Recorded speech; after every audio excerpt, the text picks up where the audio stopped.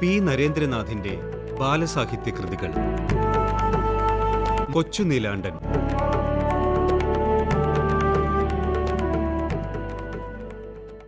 നീ എന്താ ഒന്നും മിണ്ടാത്തത്? അച്ഛൻ്റെ അമ്മാവൻ ചോദിച്ചു. ഞാൻ ആൺകുരങ്ങല്ലേ, എങ്ങനെ മിണ്ടും? അവൻ തിരിച്ചടിച്ചു. കാരണവർ കുരങ്ങ് ചിലയ്ക്കുന്നത് പോലെ ശബ്ദിച്ചു. എന്നിട്ട് പറഞ്ഞു, കുരങ്ങന്മാരിങ്ങനെയാ സംസാരിക്കുന്നത്. കൊച്ചു നീലാണ്ടൻ്റെ നാവ് അടങ്ങിപ്പോയി. പരാജയം തന്നെ, എല്ലായിടത്തും തോൽവി തന്നെ. ഇനി എന്തായാലും തോൽക്കാൻ കണ്ടിട്ടില്ല. ഒരു കൈ നോക്കട്ടെ. അവൻ വഴിവക്കിലുള്ള പുളിമരത്തിൽ പെട്ടെന്ന് പാഞ്ഞു കയറി. കാരണവർ അന്തം വിട്ടു നിന്നു. എന്താണാവോ ചെറുക്കൻ്റെ ഭാവം? കൊച്ചു നീലാണ്ടൻ മരത്തിൻ്റെ ഒത്ത മുകളിലെത്തി. കാരണവർ വിളിച്ചു പറഞ്ഞു, ഇങ്ങോട്ട് താഴെ ഇറങ്ങു കൊച്ചു നീലാണ്ട. കൊച്ചു നീലാണ്ടൻ വിളിച്ചു പറഞ്ഞു, ഞാൻ താഴേക്ക് ചാടും, ഇപ്പം ചാടും. ഇനി എന്നെ അങ്കുരമെന്ന് വിളിക്കോ? ഇല്ല, വിളിക്കില്ല, നീ താഴെ ഇറങ്ങ്. ഒരൊറ്റ ശ്വാസത്തിൽ കാരണവർ അഭ്യർത്ഥിച്ചു. ഇനി എന്നെ ആൺകുരങ്ങെന്ന് വിളിക്കോ? ഇല്ല എൻ്റെ പൊന്നു മോനല്ലേ, താഴേക്ക് വാ. കൊച്ചു നീലാണ്ടൻ വിജയഭേരിയോടെ താഴെ ഇറങ്ങി. കാരണവരുടെ ശ്വാസം നേരെ വീണു. വീടെടുക്കാറായി. കുറേ കുട്ടികൾ വഴിവക്കിൽ നിന്ന് കളിക്കുന്നു.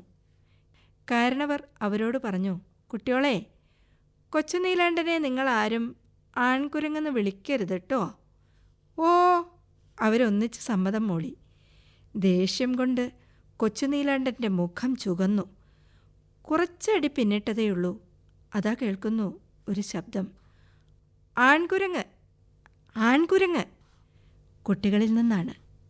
നാശം! ആരാണ് ജയിച്ചത്? അവനോ അച്ഛൻ്റെ അമ്മാവനോ? പിറ്റേ ദിവസം ക്ലാസ്സിൽ ചെന്നപ്പോഴാണ് അവന് മനസ്സിലായത്. അങ്കൂ, ആങ്കൂ. അവന് ഒരു പുതിയ പേരും കൂടി ലഭിച്ചിരിക്കുന്നു. 2 വാക്കുകളും വിട്ടുകളഞ്ഞില്ല. അങ്കുരവും ആൺകുരങ്ങും രണ്ടും ആ ശബ്ദത്തിലുണ്ട്. അങ്കൂ, ആങ്കൂ. കൂട്ടുകാർ അവനെ വിളിച്ചു. അവൻ തല താഴ്ത്തി.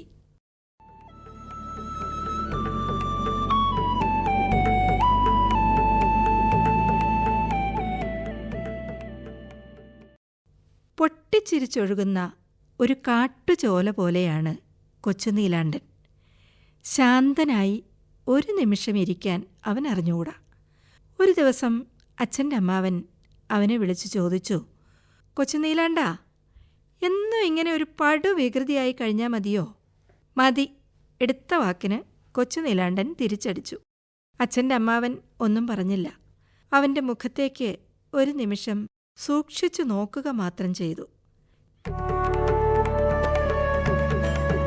പി നരേന്ദ്രനാഥിന്റെ ബാലസാഹിത്യ കൃതികൾ. വായിച്ചത് പ്രീതി.